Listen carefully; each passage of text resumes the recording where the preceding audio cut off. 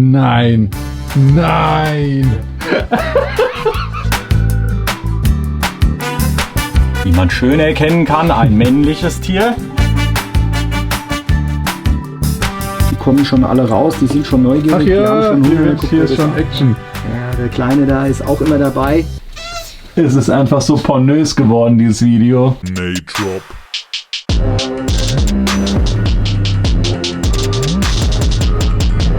Einen wunderschönen guten Tag, herzlich willkommen zu einem neuen Video. Heute wieder mit Hallo. Olli. Es geht also um Terrarien, denn es war schön zu sehen, dass die anderen Videos, wo es um Echsen, um Schlangen, um Schildkröten ging, wirklich gut bei euch angekommen sind. Von daher kriegen wir jetzt einen sehr exquisiten Einblick in deine Kellerräume.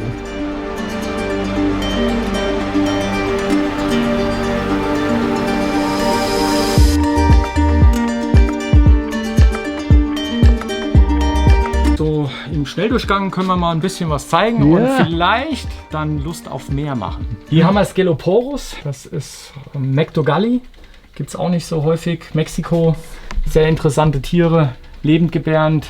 Ein Stachelleguan auf Deutsch, da haben wir auch mal einen deutschen Namen. Ziehe ich jetzt auch nach, funktioniert sehr, sehr gut. Ah, guck mal, hier sitzt gerade so ein Mann draußen. Aha. Ja, leben normal auch, also die sind zwar tagaktiv, aber leben sehr versteckt. Also da ist nichts mit rausholen. Auf Ja, gar also keinen- die hauen die ab. Wenn du da jetzt Sofort- aufmachen würdest, sind die sofort weg. Gut, die haben jetzt Hunger, ja, deswegen sind sie neugierig, kommt jetzt was. Aber zack, sind die dann hinten in der Korkröhre drin und sind weg. Hier unten habe ich auch noch was Schönes, was Kleines, was mir halt so toll gefällt. Ne? Oh, die sind ja super süß aus. Rechts guckt einer nämlich aus dem Astloch raus. Ja, Diplodactylus, ausgewachsene Zwerggecko, Australien. Auch ganz, ganz tolle Tiere. Badagame, das kennen manche, Henry Lasoni, also Zwergbadagame sagen viele dazu, obwohl es noch kleinere gibt. Hier haben wir unsere Schildkröten, die habt ihr ja schon mal gesehen, Die sind so wie sie süß. geschlüpft sind letztes Jahr. Und Sind das die jetzt- gleichen von draußen? Ja. Ah, Die okay. sind aus dem Winterschlaf rausgekommen und jetzt können sie hier drinnen sich ein bisschen vollfressen, ein bisschen wachsen und genau, dann geht's los. Hier haben wir Zwergwarane, Stachelschwanzwarane. Die Becken sind halt sehr tief, dann können die weg, aber die sind nicht scheu und die haben auch immer Hunger und Das ist jetzt Von- eine Varanart, die man jetzt häufiger antrifft, so in der Terroristik, ne? ja. Jetzt im Gegensatz zu zum Beispiel, wo wir bei Sebastian waren, Die ist selten, ja. Und Ja. das ist auch was, die werden nicht größer, Ach, die sind ausgewachsen. die so. sind ausgewachsen. Wenn jetzt jemand einen Varan halten möchte, Ja. ist wahrscheinlich ein gutes Tier, um das Ganze... Damit könnten wir starten. Ja. Wie groß müsste ein Terrarium jetzt deinen Ansprüchen nach sein? Nicht unter 1,20 Meter, wobei das ist schon grenzwertig. Wir haben hier 1,20 Meter, 70 tief, wäre auch toll. Könnte noch ein bisschen höher sein als das jetzt hier. Vielleicht 60, 70, 80 hoch. Vielleicht sogar Einzelhaltung, weil auch da, die kappeln sich ab und zu mal. Da können auch bei der Paarung Bissverletzungen auftreten. Da muss man halt gucken und muss dann reagieren, dass man die Tiere jederzeit, wenn es zu viel wird, halt auch trennt. Da funktioniert es noch gut, aber da muss ich halt auch gucken halt einfach. Ne? Die Terrarien bei dir sind jetzt relativ klein. Klar, hier ist ja das Augenmerk auf Zucht. Von daher, ich denke, das hat viel damit zu tun. Ja, einmal hat es damit zu tun, klar, wir haben das Augenmerk voll hier auf die Zucht. Trotzdem sollen natürlich die Tiere sich wohlfühlen, aber ich habe auch oder pflege auch, das werdet ihr dann alles sehen, hauptsächlich kleine Tiere. Also natürlich primär ist hier die Zucht im Vordergrund. Ich habe jetzt auch auf die Einrichtung, ist jetzt nicht vielleicht unbedingt immer die schönste. Gar nicht, mit ist- Plastikboxen da drin und sowas. Ja, das kann genau. man schon schöner machen, Olli. Auf alle Fälle. Und gerade du kannst es schöner machen. Ich weiß es nämlich. Auf alle Fälle, aber es ist schon so, dass du musst auf die Hygiene achten. Sehr, sehr wichtig. Es muss sehr schnell zugänglich sein. Ich muss die Tiere beobachten können. Ich muss gucken, gibt es da irgendwelche Beißereien, stressen die sich. Ich muss schnell überall drankommen. Ich habe auch nicht die Höhlen, wo sie jetzt irgendwie nur komplett verschwinden können, wo ich selber nicht mehr dran kann. Also das wäre nicht gut. Tiere sollen sich wohlfühlen, das ist oberstes Gebot, aber du musst auch als Pfleger sehr schnell dran können. Ja, ist krass, wie groß doch eine Bartagame wird, ne? Unterschätzt man, glaube ich, dann doch, was für ein Riesenwatz da rauskommt, ne? Auf alle Fälle, wenn du jetzt hier guckst, diese Badagame, ich halte halt meine alle einzeln, außer mal zur Paarung. Warum? Ja, auch da ist der Stressfaktor einfach zu hoch. Also ich bin mittlerweile wirklich davon weggekommen, die zu zweit, zu dritt oder sowas zu halten, sondern wirklich halte die Tiere einzeln und sie beißen sich nicht, sie stressen sich nicht. Und das kann immer wieder passieren. Die Leute sagen zwar ja dann, ja, das ging doch jetzt 1,5, 2 Jahre gut, das ist richtig. Und mit mal von heute auf morgen geht's los und die fangen an, sich zu stressen, zu beißen. Das ist nicht schön. Das ist auch eine schöne Terrariengröße hier. So ein bisschen Pooltank-mäßig. Ja. Ah, hier ist sogar jemand drin. Da habe ich ein Pärchen Xenoagame drin. Das ist auch ausgewachsen. Biberschwanzagame. Aha. Deutsche Name ist immer ein bisschen manchmal schwierig. Also Xenoagama thaileri ist halt auch was Kleines, tagaktiv. Kommt aus Afrika. Und graben sich kleine Höhlen rein, wo sie reinrennen und dann mit ihrem Schwanz die Höhle verschließen, sodass die keine anderen Tiere rein können, aber auch keine Beutetiere, die schnell irgendwie bekommen. Wir haben hier so ihre Höhlengänge unten drunter, funktioniert sehr gut. Ich hoffe, dass ich dieses Jahr die ersten Nachzuchten habe, also die legen Eier. Wow. Ja, und jetzt seht ihr das Problem halt, ne? Die gehen sofort dann auch mal gegeneinander, Ja. beißen sich eventuell und da musst du halt schon dabei sein, da musst du gucken danach. Das ist der Grund, warum ich dann sage, ja, besser ist dann sogar, lass die Tiere alleine. Ja? Mhm. Hier, jetzt nimm das. Und dann quasi nur, wenn du die ganzen Tiere nachzüchten willst, dann teilweise Zusammensetzen, ne? Aber ich meine, wer hat die Möglichkeit, dann sofort ein zweites Becken aufzustellen? Ich habe die Möglichkeiten, ich kann die Tiere sofort trennen, wenn was ist. Aber wer hat es zu Hause? Ne? Ich meine, du kaufst dir ja, oder wenn du anfängst, sagst du, ich möchte ein Terrarium haben, aber nicht noch ein zweites mir hinstellen. Eventuell müsste ich dann mal ein Tier separieren, weil sie sich beißen und sowas. Aber das muss man halt bei manchen Tieren meiner Meinung nach eigentlich tun. Raubtier. In die Pinzette reingerissen. Jetzt langsam beruhigen sie sich. Das merkt man auch, wenn sie dann erstmal 1, 2, 3 Heuschrecken gefressen haben und dann wird es ein bisschen langsamer, aber trotzdem musst du dabei sein, immer und immer gucken. Durch dieses an den Fels reiben, schieben sie das Futter wahrscheinlich so zurecht, Genau, dass es normal... mundgerecht auch, dass sie dann in die richtige Position kommen und dann können sie es halt gut verschlucken. Das ist so Varan-typisch, ne? Ist halt doof, wenn man keine Hände hat. Warane sind ja wie Schlangen auch in der Lage, mit der Zunge bestimmte Geruchsstoffe aufzunehmen. Ne? Ja. Ist das exakt gleich wie bei einer Schlange oder... Nee, hat also eine bei der Echse- Schlange, die ist noch mehr, die kann das viel, viel besser. Und die gucken dann schon mehr mit ihren Augen nach der Beute, als dass sie mit der Zunge danach gehen. Ne?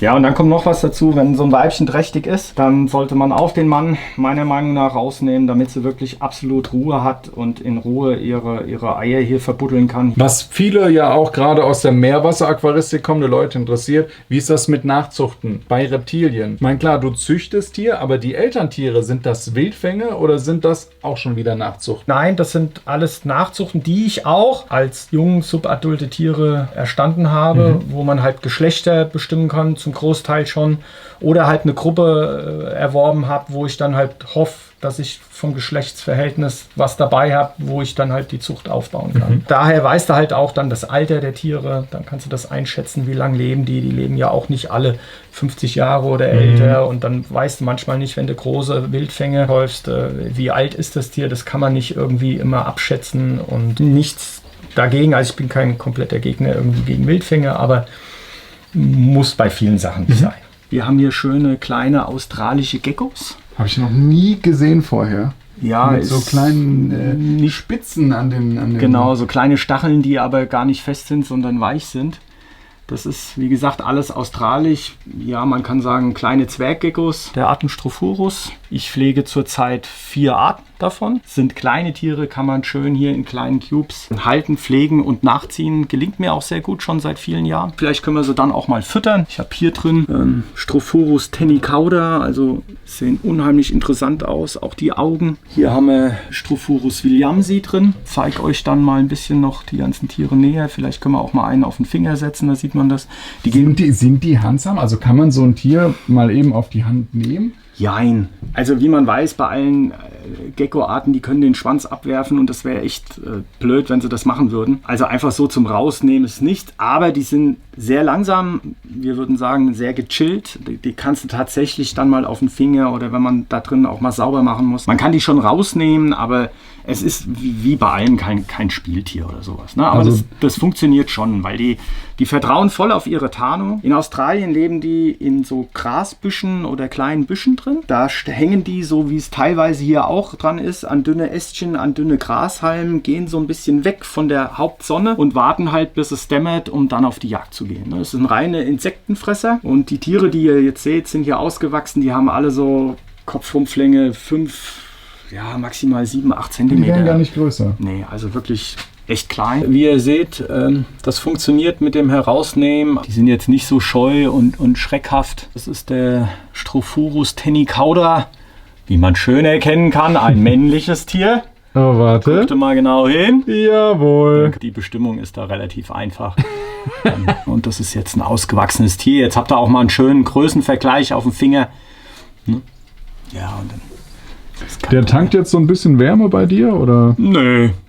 Das bockt den wirklich nicht. Das ist wirklich für die. Aber dennoch bin ich kein Freund, die da ständig rauszunehmen. Wenn man nicht so viel Platz hat, dann kann man halt wirklich in kleinen Terranen 40er Würfel, 50er Würfel super kleine Gruppen pflegen. Das heißt also 1,1, 1,2. Was bedeutet das? Die Biologensprache. Ja, genau. Also vor dem Komma stehen immer die Männchen. Das heißt also 1,2 wäre ein Mann, 2 Weibchen. Okay. Die sind auch nicht aggressiv untereinander. Ich konnte nie beobachten, dass die Tiere sich da wirklich, also dass die Menschen so aggressiv sind bei der Paarung und dass es da Verletzungen gibt, weil ich eigentlich bevorzuge, viele Tiere lieber einzeln zu halten. War am Anfang nicht so und man hat so gemerkt, dass die Tiere haben damit keinen Stress. Sie sind auch nicht einsam. Sie haben die Nahrungskonkurrenz nicht den Paarungsdruck. Gerade auch Weibchen, wo dann ein Männchen drin ist, die sind nur unter Stress. Aber auch der Mann hat nur Stress, weil er permanent zeigen will. Klar, er weiß ja nicht, dass er alleine im Terrarium ist und irgendwo kein anderer Mann ist, aber er muss ja trotzdem seine Männlichkeit zeigen und das bedeutet einen permanenten Stresspegel von diesen Tieren. Olli erklärt mir, wie er es schafft, dass seine Echsen in den Terrarien auch regelmäßig Eier legen. In diesen schwarzen Boxen steckt das Geheimnis. Hier finden die Reptilien ein feucht gehaltenes Sand-Erde-Gemisch vor, welches sie ungestört aufsuchen und durchwühlen können. Die Weibchen legen dort in fast allen Fällen ihre Eier ab und nicht irgendwo im Terrarium. In 3 bis 4 Wochen müsste es losgehen mit dem Eierlegen. Ah, okay. Also die sind auch an Jahreszeiten gebunden. Ja, Und extrem. wie kriegen die das mit? Ich meine, hier ist ja eigentlich immer gleiches Klima, oder? Nein, März, April, dann gehen wir richtig hoch auf Sommer, dann haben die 12, 13 Stunden Belichtung. Das geht bis Ende August, September rein und dann fahre ich langsam runter, weil ich habe einfach gemerkt, das tut den Tieren gut. Die können komplett runterfahren, fressen natürlich dann auch nichts, aber erholen sich in dieser Zeit und ja, und dann geht es halt langsam wieder hoch und dann kannst du tatsächlich, ich habe die Woche wieder die ersten Paarungen gesehen und dann fangen die Tiere an zu paaren und dann... Achso, man sieht es dann, wenn die... Ja, sehr selten bei diesen Arten. Also ich habe dieses Jahr das erste Mal fotografieren können. Ach ja, Na, richtige das ist Gecko-Pornografie. Ja, genau. Wichtig bei denen ist, muss ich noch dazu sagen, auch wenn es ein Nachttier ist, die brauchen UV. Du hast wahrscheinlich schon auch immense Kosten mit so einem Keller, oder? Kann man das Ding festmachen? Was so ein XXL-Hobby-Terroristik-Keller im Monat am Strom verfrisst? So? Muss ich ehrlich gestehen, da sind wir jetzt erst am Rechnen, weil wir sind noch kein komplettes Jahr jetzt hier in dieser Größenordnung das ist auch hier alles drin. neu hier. Das ist noch relativ neu. Wir haben jetzt auch PV-Anlagen hier oben drauf gemacht auf dem Haus. Nachhaltigkeit, bam! Zumal ich auch bedenken muss, viele Tiere, die ich hier unten gerade in diesem Raum hier pflege, haben Winterruhe. Gerade dann, wenn die Sonne halt wenig scheint, ist hier auch wochenlang fast nichts an. Okay, weil gerade ist schon warm. Also Kamera ist schon überhitzt, alles jetzt, durch. Also. Im Februar, da wird hochgefahren. Jetzt fahre ich hoch. Ich habe hier unten drunter andere Geckos noch. Das ist auch ein australischer hier, Zwerggecko, Lucasium damaeum. Der ist ja klein. Ja, man sieht, aber vollkommen ausgewachsen. Die werden gar nicht größer. Nein, die werden auch nicht größer. Das sind jetzt keine Kletterer, wie ihr seht. Also da bringt es auch nichts, wahnsinnige Aufbauten zu bauen oder zu machen. Ah, guck mal hier, Tobi. Da hinten siehst du einen ganz kleinen. Einen kleinen. Und der Witz dabei ist, bei dem, da hat man tatsächlich ein Weibchen nicht in die Legebox gelegt und irgendwo ein Ei hin und der ist hier drin geschlüpft. Ich suche halt nicht das Becken ab, sondern gucke immer nur nach der Box und da habe ich die Eier raus und das funktioniert auch, hat auch alles super geklappt und irgendwann war hier ein Baby drin und da haben wir uns tierisch drüber gefreut und den habe ich jetzt auch drin gelassen. Die Eltern machen den nichts. Der kriegt natürlich, muss ich gucken, dass der noch besonders kleines Futter mit dabei hat und dann kommt er aber raus und ist jetzt auch schon top gewachsen. Und Süß. funktioniert also hervorragend. Ja, das sind jetzt halt alles so Tiere, die sind ein bisschen seltener. Ich weiß eigentlich gar nicht warum. Ich kann es dir gar nicht so erklären, weil ich finde sie mega toll, mega spannend, weil klein, kann man in kleinen Becken super gut halten. Die Vermehrung ist jetzt ja auch nicht so schwer, aber sind irgendwie nicht so, keine Ahnung, verbreitet. Vielleicht gibt es jetzt nach dem Video mehr Liebhaber. Ja, dafür. was muss ich denn einplanen, wenn ich so ein Tier halten möchte an Unterhaltskosten? Das sind 50 Watt Strahler, das hält sich jetzt auch, Ja. das ist minimal. Ja. Hast du da 4 Euro im Monat? So in etwa schätze ich, ja, die kleinen Becken hier, Einrichtungen und so weiter, was bist du da, 150, 200 Euro? Vielleicht so in etwa, würde ich jetzt mal so aus dem Bauch rausschießen. Natürlich kann man dann noch ein bisschen mehr mit Rückwände und noch hochwertigere Steine und natürlich diese Schlupfboxen, die ich habe, sind jetzt vielleicht nicht die hübschesten, weil das so irgendwelche heimischen Dosen sind, die ich Ist halt auch auf Nachzucht ausgelegt. Das ist jetzt ne? bei mir nur wirklich, ich muss das schön reinigen können, ich brauche den Überblick, da geht es jetzt um die Nachzucht. Und Ja, ich meine Futter, was kostet Heimchen wahrscheinlich, oder? was brauchst du hier für so ein Becken? Ein Päckchen Heimchen im Monat? Ja, 2 Euro für die Dose? Also ist schon. die Vitamine gut, also da brauchst du wirklich gute Sachen mit Calcium D3 und so, weißt, also da musst du schon ein bisschen Feuer geben, das darf man auch auf keinen Fall vernachlässigen. Ich streue da auch immer so ein bisschen Kalkboden noch rein. Die Tiere selektieren dann doch schon mal, die lecken irgendwo dran oder nehmen mal so ein Körnchen auch bewusst auf. Wollen wir mal bei den Geckos so einen typischen Pflegeablauf zeigen, wie du da jetzt vorgehen würdest mit Füttern und was so dazugehört? Ja, das können wir gerne machen. Ich hole mal meine Gießkanne und hole mal was. Eine an Gießkanne. Futter. Eine Gießkanne. Aber das sind doch alles Plastikpflanzen hier drin. Nee. Echt nicht? Die sind echt? Ja. Aber die Gießkanne brauchst du nicht nur für die Pflanzen, sondern auch für die Wassernäpfchen. So. Jetzt kommt hier Wasser rein. Trinken die auch aus den Näpfchen? Ja, die Ach, gehen süß. tatsächlich hin und trinken daraus. Wenn du den ganzen Keller einmal durchfütterst und pflegst, was brauchst du da an Stunden? Ich meine, wie viele Terrarien sind das hier? Was schätzt du? Weiß ich nicht. Einiges. Müsste ich mal zählen. Mach ich fürs nächste Mal. Ich Aber- zähle mal vielleicht. Es sind bestimmt über 50, oder? Ja, Also- das sind weit über 50. Aber ich brauche locker für diese beiden Räume 6 Stunden. Und dann ist es nur das Grobe. Man guckt halt hier, ob diese Eiablage da, die wird auch ein bisschen trocken jetzt wieder. Und dann schütte ich da halt auch mal ein bisschen Wasser rein. Da hinten, guck mal, Tobi, da ist schon einer, der guckt ganz neugierig, weil er Hunger hat. Aha. Ja, Aber die sehen so cool aus. Die haben einfach so Wimpern eigentlich, ne? Ja, ja. Das ist jetzt Strophurus ciliaris, heißt der Kollege. So, mal gucken, das sind mittlere Heimchen gepudert mit Mineral und Vitamine. Und jetzt guck mal dahin. Zack. Und er Okay, hat's. war ich zu spät. Aber wir können das sogar von der Pinzette aus machen bei denen. Pass mal auf. Was quietscht da? Die Schildkröten. Nein. Nein. Der Part. Hey, jetzt lass die mal in Ruhe, Tobi. Ja? Du willst ja auch nicht gestört werden.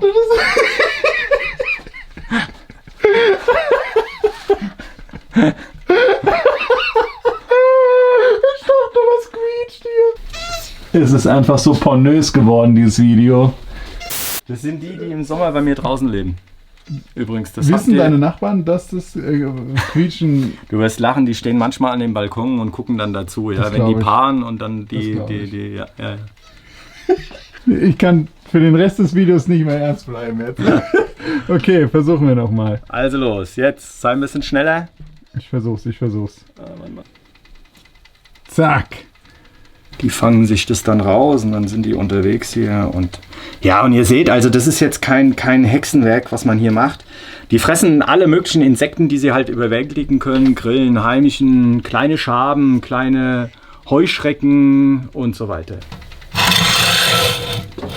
Hier habe ich Rübenschwanzgeckos auf Deutsch drin. Die kommen aus Klingt Afrika. sehr ulkig. Die kommen aus Afrika. Die werden jetzt gleich hier hoffentlich rauskommen. Das sind keine Australier. Was hier normal in der Wand ist, das ist mal was Afrikanisches. Ja, auch mega klein. Ja, Da kommt was. kommt eine. Boah, fast jetzt hat er. Schnell wieder unterwegs. Ja, und die Kleinen sind ausgewachsen, ne? Also. Wie groß sind die? 7 cm? Ja, aber gesamt, ne? Also mit Schwanz. Bei den Reptilien sagt man ja immer, Kopf-Rumpf ist entscheidend. Also ganz kleine Geckos, ne? Super zu halten. Trächtiges Weibchen. Woran siehst du das? Einfach, weil sie dick ist. Ja, das. Ohne jetzt irgendwie so ein bisschen persönlich zu werden. Genau.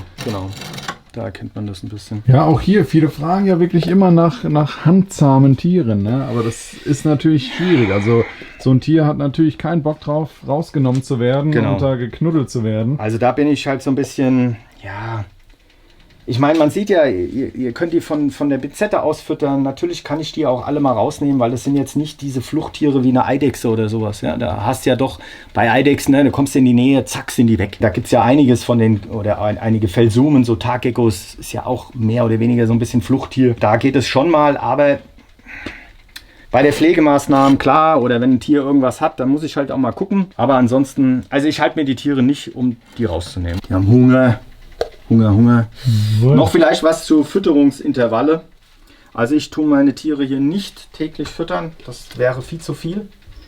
Reptilien müssen meiner Meinung nach auch mal ein bisschen zwischendrin fasten, 1-2 Tage mal nichts bekommen. Dann sammeln sie noch Reste ein, die im Terrarium rum sind und sie verfetten nicht. Das ist auch ganz wichtig, weil sie jagen zwar hier, aber nicht so wie in der Natur. Also da müssten sie viel mehr unterwegs sein und jagen. Dementsprechend wird auch da viel mehr verbraucht und verbrannt und wir setzen ihnen ja das Futter förmlich vor die Schnauze und dementsprechend, also ich fütter so die Regel 2-mal die Woche. Dann halt wirklich gut und bestäubt mit gut Vitaminen und dann funktioniert es hervorragend. Ich sehe es immer wieder. Ich habe hier sehr gute Eierausbeute. Die Jungtiere, die schlüpfen, sind alle kräftig, fit.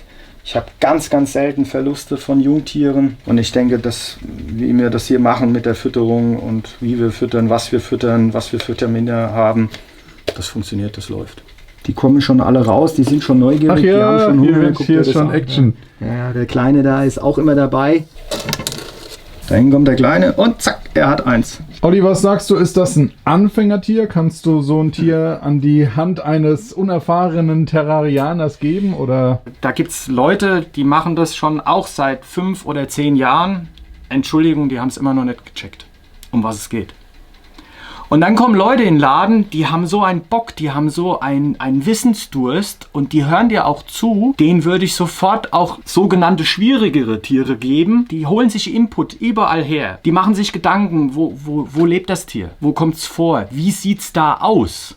Und dann kannst du natürlich extrem viel daraus ableiten. Was muss ich tun? Was soll ich lassen? Das machen dann andere wiederum nicht. Aber das ist eigentlich das Wichtige. Du musst gucken, ja klar, Australien, ja, aber Australien ist ja auch nicht gleich Australien. Australien ist riesig. Oder Afrika ist ein Riesenbeispiel, ja. Die meisten haben immer nur Afrika trocken, warm, Elefanten, Giraffen oder sonst was im Kopf, ja. Also da gibt es die höchsten Berge mit. Klar, es gibt Mount Everest, aber Kilimanjaro, das ganze Gebirge riesig hoch und da kommen Reptilien bis über 2000 Meter vor. Das heißt, da wird es bitterkalt, da geht es an die Frostgrenze und da leben Reptilien. Da gibt es wahnsinnige Dschungels, also wo es wirklich permanent regnet. Da gibt es Wüsten, wo es fast nie regnet. Dann gibt es Steppen. Und das sind lauter diese Kleinigkeiten, da kommt es drauf an. Und dann sage ich mir auch, wenn es ein Anfänger ist und er hat Bock, dann kann der auch ein Tier nehmen, was ein bisschen schwieriger ist. Und diese Tiere, wenn du da Lust drauf hast und hörst zu und guckst halt ein bisschen, also ich finde sie jetzt nicht besonders schwer zu halten. Klar, du brauchst die Nachtabsenkung, also oder Winter musst du mit denen einhalten. Wenn man eine Wohnung hat, irgendwo eine Wohnung, die halt immer die gleiche Temperatur hat, dann wird es ein bisschen schwieriger, weil die brauchen den Winter, die brauchen diese Ruhephase. Aber wenn man das irgendwie realisieren kann und wenn man das Terrarium nimmt und tut es irgendwo im Vorratsraum, wo immer das Fenster geklappt ist und da habe ich halt nur 15 Grad, also ein bisschen Ideen, Einfallsreichtum und schon kann sowas auch funktionieren. Also wie immer gilt, wer sich für die Haltung von Tieren interessiert, sollte sich vor dem Kauf immer ausreichend mit ihnen beschäftigen. Ich hoffe sehr, das Video hat dir gefallen. Ich selbst bin immer begeistert, solche privaten Einblicke zu bekommen, denn die Orte, die ich zusammen mit euch hier besuchen darf, sind zuvor normalerweise nur für ganz wenige Augen bestimmt gewesen. Umso schöner ist es, genau sowas zeigen zu dürfen. Gib mir als Feedback gerne einen Daumen nach oben und hinterlasse ein nettes Kommentar und ansonsten würde ich mich sehr freuen, dich nächste Woche wieder hier begrüßen zu dürfen. Wie lange geht das jetzt so? Tage. Tage? Mhm.